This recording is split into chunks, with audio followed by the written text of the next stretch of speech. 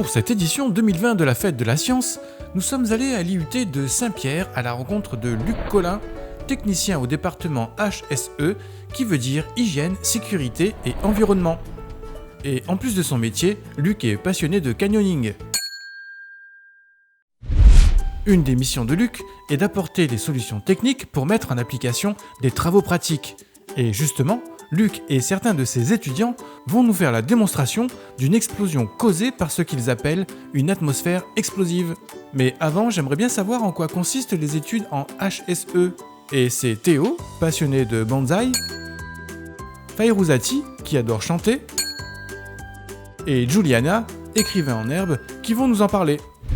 En DUT Hygiène, Sécurité, Environnement, on étudie principalement les risques psychosociaux, les risques sur les incendies, les explosions, les risques les biologiques, les risques chimiques.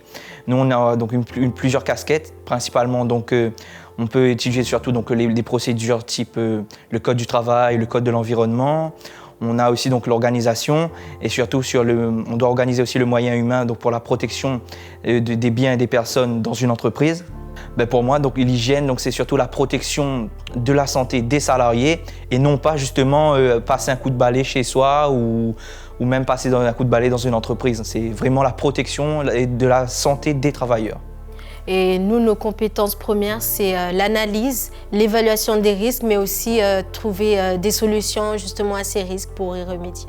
Le but final, ce serait sécurité, prévenir les accidents au travail et les risques liés aux accidents.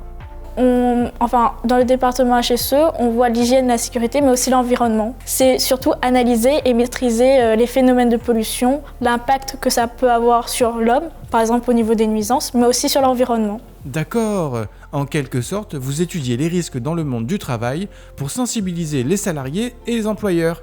En fait, vous participez à leur bien-être en entreprise et indirectement à sauver des vies.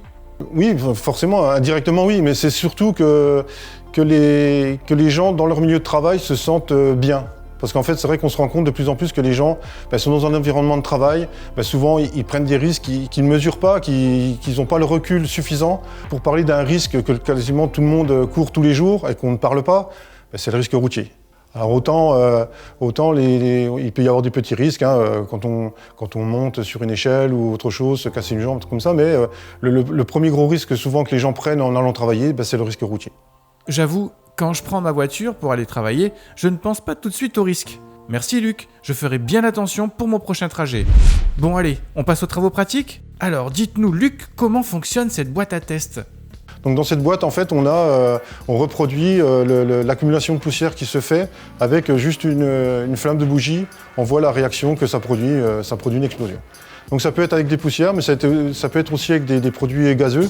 Pareil, quand il y a une concentration de gaz, on le voit souvent quand il y a des fuites de gaz dans les habitations, c'est pour ça qu'on utilise des détecteurs de gaz pour, s'il y a un problème de fuite, éviter les explosions, qui peut se faire dans ce cas-là juste par l'intervention sur un interrupteur. Ok, donc cette boîte pourrait représenter un entrepôt. Dans ce petit entonnoir se trouve la poussière qui pourrait être par exemple de la farine stockée dans cet entrepôt. Vous allez envoyer de l'air pour répandre cette poussière dans l'atmosphère et qui pourrait être causée par des courants d'air ou autres. Et la bougie peut simuler un interrupteur ou une étincelle causée par un problème électrique. Je recule un peu car c'est une vraie explosion quand même.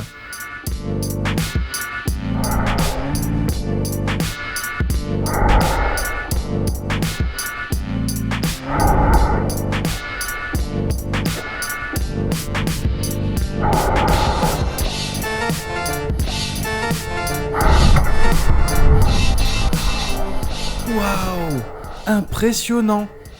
Et ça juste avec de la poudre de manioc et de la chapelure? C'est dingue! Alors je voulais juste rajouter une petite chose, c'est que l'expérience qui vient d'être faite, c'est une expérience qui est faite dans un cadre bien sécurisé, avec des personnes qui sont très très informées de ce qui est fait. Donc on vous demandera de ne pas refaire cette expérience chez vous parce que ça comporte vraiment de très très gros risques. Si on ne la maîtrise pas, ça peut être très très dangereux. Bien entendu, c'est noté.